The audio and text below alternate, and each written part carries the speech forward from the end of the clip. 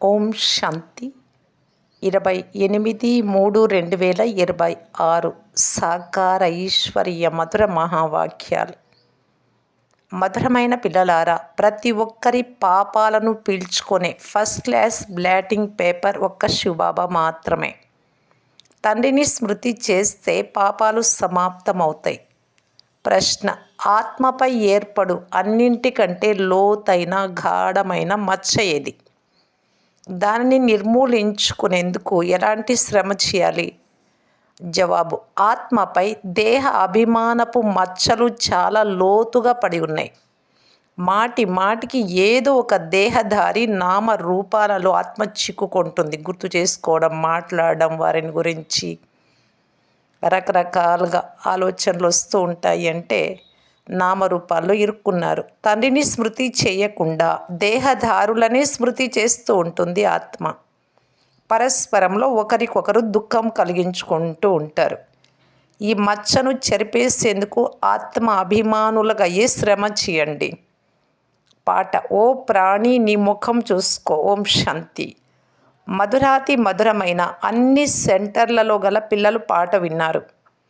ఇప్పుడు స్వయంలో పుణ్యం ఎంత ఉందో, పాపం ఎంత నశించిందో ఎవరికి వారు పరిశీలించుకోండి. మొత్తం ప్రపంచంలోని సాధు, సన్యాసులు మొదలైన వారందరూ ఓ పతిత పావన అని పిలుస్తూ ఉన్నారు. పతితుల నుండి పావనంగా చేయువారు ఒక్క తండ్రి మాత్రమే. మిగిలిన వారందరిలో పాపముంది. పాపముండేది ఆత్మలోనే అని మీకు తెలుసు. పుణ్యం కూడా ఆత్మలోనే ఉంది. ఆత్మనే పావనంగా, ఆత్మనే పతితంగా అవుతూ ఉంటుంది.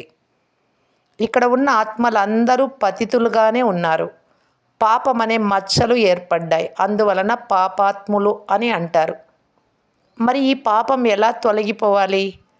ఏదైనా వస్తువుపై ఇంకు కానీ నూనె కానీ పడితే బ్లాటింగ్ పేపర్ దానిపై ఉంచుతారు. అది దానినంతటినీ పీలుస్తుంది. ఇప్పుడు మానవులందరూ ఒక్కరినే స్మృతి చేస్తారు. ఎందుకంటే వారొక్కరే బ్లాటింగ్ పేపర్, పతిత పావనులు. వారు తప్ప ఇతరులెవ్వరూ బ్లాటింగ్ పేపర్గా అవ్వలేరు. మానవులు జన్మ జన్మలుగా గంగా స్నానాలు చేస్తూ ఇంకా పతితంగా అయ్యారు. పతితులను పావనంగా చేయువారు ఒకే ఒక్క శివబాబా. వారే బ్లాటింగ్ పేపర్.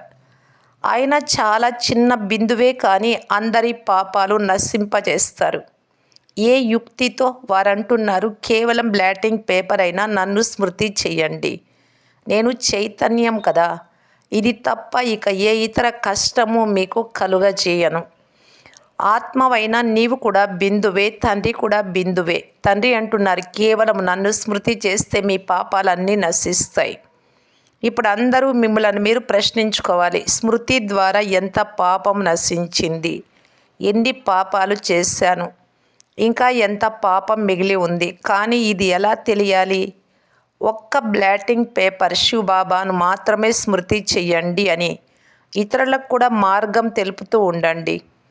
అందరికీ సలహా ఇవ్వడం మంచిది కదా. ఇది కూడా ఒక అద్భుతం.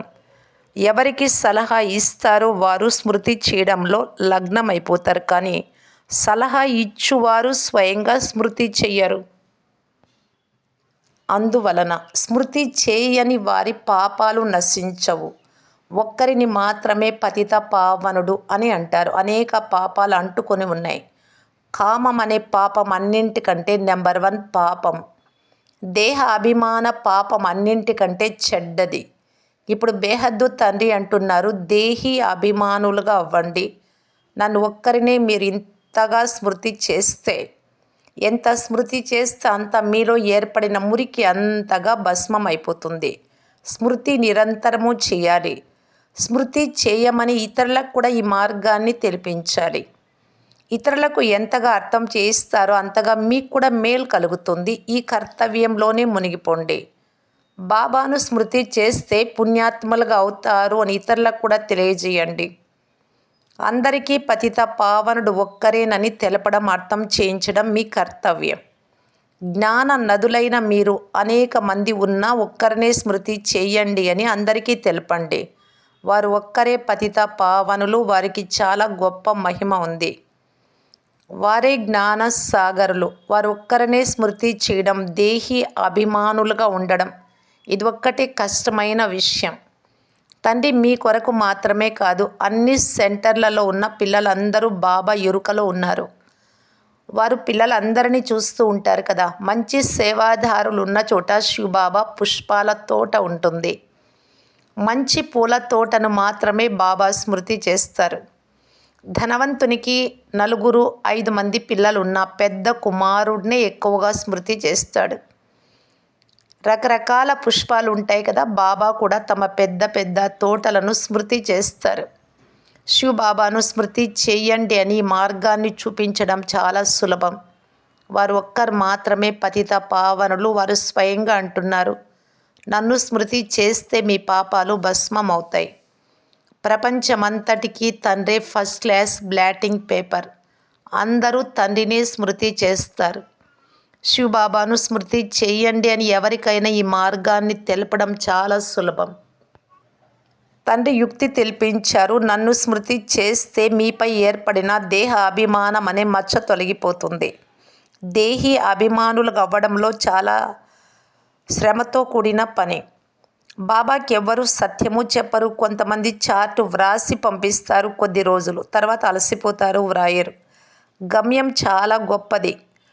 మాయ మీకు గల నష్టాన్ని ఒక్కసారిగా తుంచేస్తుంది. ఆ తర్వాత చార్టు వ్రాయడం కూడా వదిలేస్తారు. అర్ధకల్పం నుండి ఏర్పడిన దేహ అభిమానం సులభంగా వదలదు. తండ్రి అంటున్నారు, కేవలం ఈ వ్యాపారం చేస్తూ ఉండండి. తండ్రిని స్మృతి చేయండి, ఇతరులతో చేయించండి. ఇదన్నింటికంటే శ్రేష్టమైన వ్యాపారం. స్వయంగా ఎవరు స్మృతి చెయ్యరో వారు ఈ వ్యాపారమే చెయ్యరు. తండ్రి స్మృతి ఇది యోగాగ్ని. దీని ద్వారా పాపాలు భస్మం అవుతాయి. అందువలన పాపాలు ఎంతవరకు భస్మం అయ్యాయి అని అడుగుతున్నారు. 63 జన్మల పాపాలు. తండ్రిని ఎంత స్మృతి చేస్తారో అంత ఖుషి పాదరస మీటర్ పెరిగి ఉంటుంది. ప్రతి ఒక్కరి మనస్సును తెలుసుకోగలరు. ఇతరులది కూడా వారి సేవ ద్వారా తెలుసుకోగలరు. ఇతరులకు దారి చూపిస్తారు. తండ్రిని స్మృతి చేయండి, వారు పతిత పావనులు. ఇప్పుడు ఇది పతిత తమో ప్రధాన ప్రపంచం. సర్వాత్మలతో పాటు శరీరాలు కూడా తమో ప్రధానంగా ఉన్నాయి. ఇప్పుడు వాపస్ వెళ్ళాలి. అక్కడ ఆత్మలన్నీ పవిత్రంగా ఉంటాయి. పవిత్రమైతేనే ఇంటికి వెళ్ళగలరు. ఇతరులకు కూడా ఈ దారిని చూపాలి. తండ్రి చాలా సులభమైన యుక్తులు తెలుపుతారు. శివబాబాను స్మృతి చేయండి. ఈ బ్లాటింగ్ పేపర్ను ఉపయోగిస్తే అన్ని పాపాలు పీల్చుకోబడతాయి. మీ వికర్మలు వినాశనం అవుతాయి. ముఖ్యమైన విషయం పవిత్రంగా అవ్వడం. మనుష్యులు పతితంగా అయ్యారు. అందుకే పతిత పావన రండి, మీరు వచ్చి అందరినీ పావనంగా చేసి వెంట తీసుకెళ్ళండి అని పిలుస్తారు. ఆత్మలన్నింటినీ పావనంగా చేసి తీసుకువెళ్తాను అని వ్రాయబడి ఉంది. భగవద్గీతలో ఈ విషయం ఉంది. ఆ తర్వాత ఒక్క పతిత ఆత్మ కూడా ఉండదు. మొట్టమొదట స్వర్గవాసులే వస్తారు అని కూడా అర్థం చేయించబడింది ఇక్కడికి సృష్టిలోకి పైనుండి. తండ్రి ఇచ్చే మందు అందరికీ పనిచేస్తుంది. ఎవరిని కలిసినా వారికి అర్థం చేయించండి. ఎవరిని కలిసినా వారికి ఈ ఔషధంని ఇవ్వాలి. మీరు తండ్రి వద్దకు వెళ్ళాలి అని అనుకుంటారు, కానీ ఆత్మ పతితంగా ఉన్నందున వెళ్ళలేకున్నారు. పవిత్రమైతే వెళ్ళగలరు. ఓ ఆత్మలారా, నన్ను స్మృతి చేస్తే నేను తీసుకెళ్తాను. అచ్చటి నుండి మిమ్మల్ని సుఖంలోకి తీసుకెళ్తాను. మళ్ళీ ప్రపంచం పాతదైనప్పుడు మీరు దుఃఖాన్ని అనుభవిస్తారు. నేను ఎవ్వరికీ దుఃఖం ఇవ్వను. ప్రతి ఒక్కరూ స్వయాన్ని నేను స్మృతి చేస్తున్నానా అని పరిశీలించుకోవాలి. ఎంత స్మృతి చేస్తారో అంత ఖుషి పాదరస మీటర్ పైకి ఎక్కుతుంది. చాలా సహజమైన మందు. ఇతర సాధు సత్పురుషులు మొదలైన వారెవ్వరికీ ఈ మందును గురించి తెలియదు. తండ్రిని స్మృతి చేసే మందు. దీనిని గురించి ఎక్కడా వ్రాయబడి లేదు. ఇది పూర్తిగా క్రొత్త విషయం. పాపాల ఖాతా శరీరానికి అంటుకొని ఉండదు. సూక్ష్మమైన ఆత్మ బిందువులోనే పూర్తి పాత్ర అంతా నిండి ఉంది. ఆత్మ పతితమైనందున దాని ప్రభావం శరీరంపై కూడా పడుతుంది. ఆత్మ పవిత్రమైతే శరీరం కూడా పవిత్రమైనదే లభిస్తుంది. ఆత్మనే సుఖీగా దుఃఖీగా అవుతుంది. శరీరానికి దెబ్బ తగిలితే ఆత్మకు దుఃఖం కలుగుతుంది. దుఃఖిస్తున్న ఆత్మ సుఖమును అనుభవిస్తున్న ఆత్మ అని కూడా అంటారు. దుఃఖంలో ఉండే ఆత్మ, సుఖంలో ఉండే ఆత్మ అని. ఇంత చిన్న ఆత్మ ఎంతో పెద్ద పాత్రను అభినయిస్తుంది. ఆశ్చర్యం కదా. తండ్రి సుఖమునిచ్చువారు, అందుకే వారిని స్మృతి చేస్తారు. రావణుడు దుఃఖం ఇస్తాడు. మొట్టమొదట వచ్చేది దేహ అభిమానం. తండ్రి అర్థం చేయిస్తున్నారు, మీరు ఆత్మ అభిమానులుగా అవ్వాలి. ఇందులో చాలా శ్రమ ఉంది. బాబాకు తెలుసు, సత్యమైన హృదయంతో ఏ యుక్తితో స్మృతి చేయాలో అలా కొంతమందో కష్టంగా స్మృతి చేస్తారు. ఇక్కడ ఉన్న చాలామంది మర్చిపోతారు. దేహి అభిమానులుగా ఉంటే ఏ పాపము చెయ్యరు. తండ్రి ఆజ్ఞాపిస్తున్నారు, చెడు వినకు, ఇది కోతుల కొరకు కాదు. చెడు వినకు, చెడు చూడకు, చెడు మాట్లాడకు అని. ఇది మనుషుల కొరకే. మనుషులే కోతుల వలె ఉన్నారు, అందుకే కోతి బొమ్మలను తయారు చేశారు. చాలామంది మొత్తం రోజంతా వ్యర్థంగా గడుపుతారు. అందువలన తండ్రి ఈ విషయాలన్నీ మాటి మాటికి అర్థం చేయించాల్సి వస్తుంది. చాలా సెంటర్లలో ఒకరికొకరు దుఃఖమునే కలిగించుకునేవారు కొంతమంది ఉంటారు. కొంతమంది తండ్రి స్మృతిలోనే ఉండే చాలా మంచి పిల్లలు కూడా ఉన్నారు. మనస వాచ కర్మణ ఎవ్వరికీ దుఃఖమును ఇవ్వరాదు అని భావిస్తారు. వాచ ద్వారా, నోటి ద్వారా ఎవరికైనా దుఃఖం ఇచ్చినారు అంటే దుఃఖితులై మరణిస్తారు. తండ్రి అంటున్నారు, పిల్లలైన మీరందరికీ సుఖమునే ఇవ్వాలి. దేహి అభిమానులుగా అవ్వండి అని అందరికీ తెలియజేయండి. తండ్రిని స్మృతి చేయండి. అయితే ధనం ఇచ్చిపుచ్చుకునే విషయం ఏదీ లేదు. కేవలం ప్రియమైన తండ్రిని స్మృతి చేస్తే మీ వికర్మలు భస్మమైపోతాయి. మీరు విశ్వానికి యజమానులుగా అవుతారు. భగవాను వాచ మన్మనాభవ. ఒక్క తండ్రిని మరియు వారసత్వాన్ని స్మృతి చేయండి. ఇక ఏ ఇతర విషయాన్ని పరస్పరంలో మాట్లాడకండి. కేవలము తండ్రిని స్మృతి చేయండి. ఇతరులకు కళ్యాణం చేయండి. మీ స్థితి ఎంత మధురంగా ఉండాలి అంటే ఎవరు వచ్చి చూసినా బాబా పిల్లలు కూడా బ్లాటింగ్ పేపర్లే అని అనాలి. ఇప్పుడు ఇంకా ఆ స్థితి రాలేదు. బాబాని ఎవరైనా అడిగితే బ్లాటింగ్ పేపరే కాదు, మామూలు కాగితంగా కూడా అవ్వలేదనే చెప్తారు. బాబా అన్ని సెంటర్లలోని పిల్లలకు అర్థం చేయిస్తున్నారు. బాంబే, కలకత్తా, ఢిల్లీ అన్ని చోట్ల పిల్లలైతే ఉన్నారు కదా. ఫలానా వారు చాలా విసిగిస్తున్నారు అనే రిపోర్ట్ కూడా వస్తూ ఉంటుంది.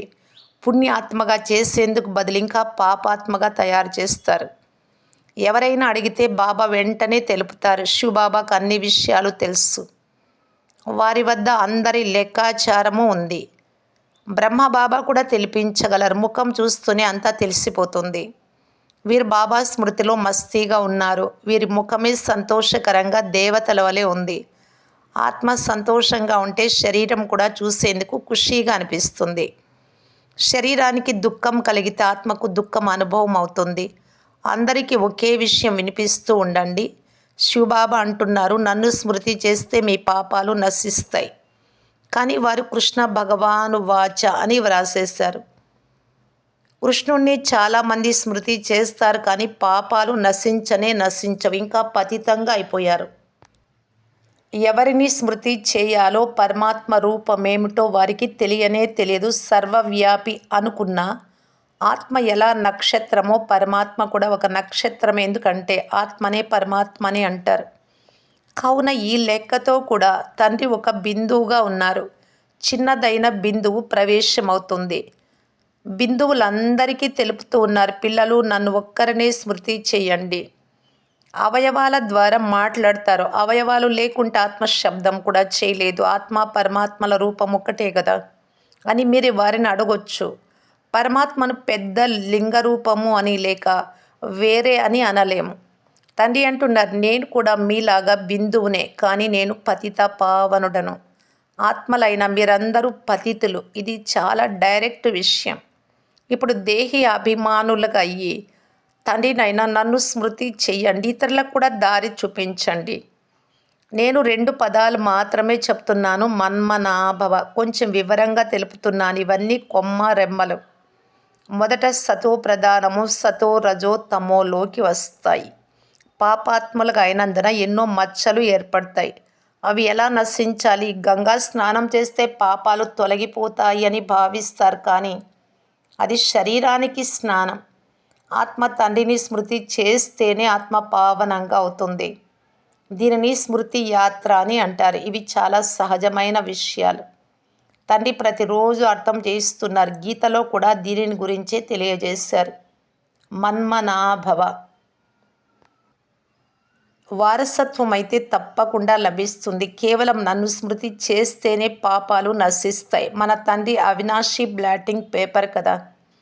తండ్రి అంటున్నారు, నన్ను స్మృతి చేస్తే మీరు పావనం అవుతారు. తర్వాత మళ్ళీ రావణుడు పతితంగా చేస్తాడు. కావున ఇటువంటి తండ్రిని స్మృతి చేయాలి కదా! స్మృతి చేయని వారు కూడా ఉంటారు. వారి గతి ఏమవుతుంది? తండ్రి అర్థం చేయిస్తున్నారు, పిల్లలు మిగిలిన విషయాలన్నీ వదిలేయండి. ఒక్క విషయం మాత్రమే గుర్తుంచుకోండి. దేహి అభిమానులుగా, ఆత్మ అభిమానులుగా తయారైన నన్ను ఒక్కరినే స్మృతి చేయండి. ఇది చాలు. ఆత్మ ఒక శరీరాన్ని వదిలి మరొక శరీరాన్ని తీసుకుంటుంది అని మీకు తెలుసు. ఆత్మనే సుఖ దుఃఖాలను అనుభవిస్తుంది.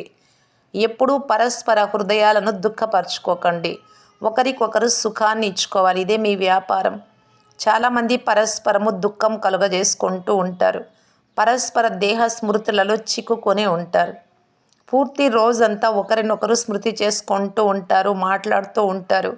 మాయ కూడా చాలా శక్తివంతమైనది.